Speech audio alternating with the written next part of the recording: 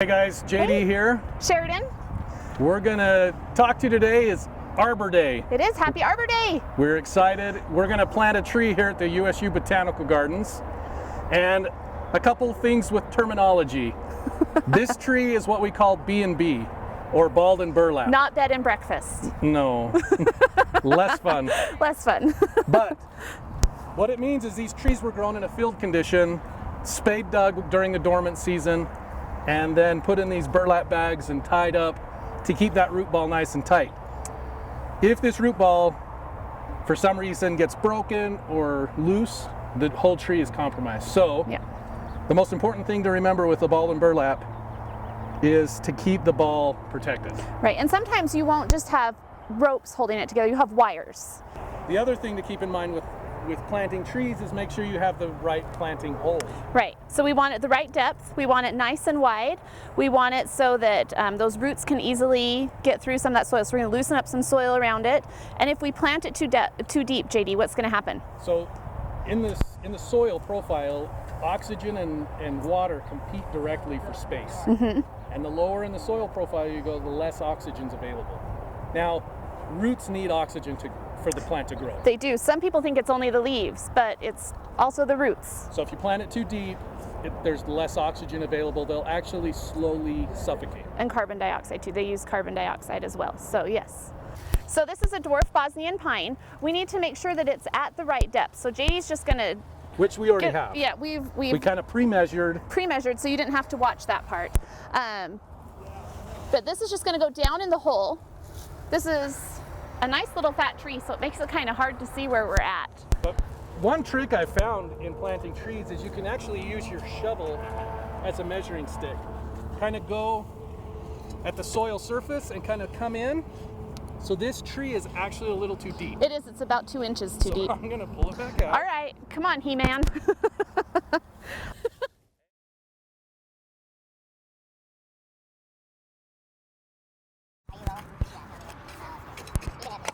That is perfect. Okay, try again. Take two. You want some help? Where were you the first time? So what do you think? Are we about the right level now, JD? I think we're good. Okay. You want the rule is where the trunk meets the roots, it flares. You want that flare, the root flare, the same depth as the soil. It should look like an elephant leg that comes out at the foot instead of a lollipop or a telephone pole stuck in the ground. So once you have the depth configured correctly, then you backfill just a little bit, make sure it's straight. And then we're going to go through and cut away any of the packaging. Right.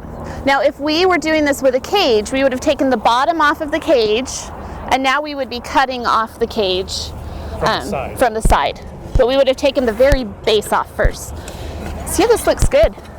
Now that burlap that they use to wrap them in, it's green in color because it's treated with copper. It's an anti-decaying properties of copper for why they use it. So I don't worry so much about removing the bottom part. Just the sides. Because roots will grow out. A lot of people think they grow down, but they'll grow out. So we're backfilling. We're making sure it's straight. And making sure it's secure. We still haven't removed the burlap all the way. What would happen if we removed that before we put it in the hole, JD? Then that root ball would fall apart and the tree would die. And we don't want to do that. We want to make sure it's secure and straight before we cut the remainder of the packaging. Okay, we've still got some, there we go, there's some twine coming out. And you have to make sure that your straight is the same as my straight. Yeah, this needs to go this way just a bit. Who has the level? Okay, so we got it straight, got it backfilled most of the way. Now we're going to go in, remove all that packaging. Okay, I got some of the twine out.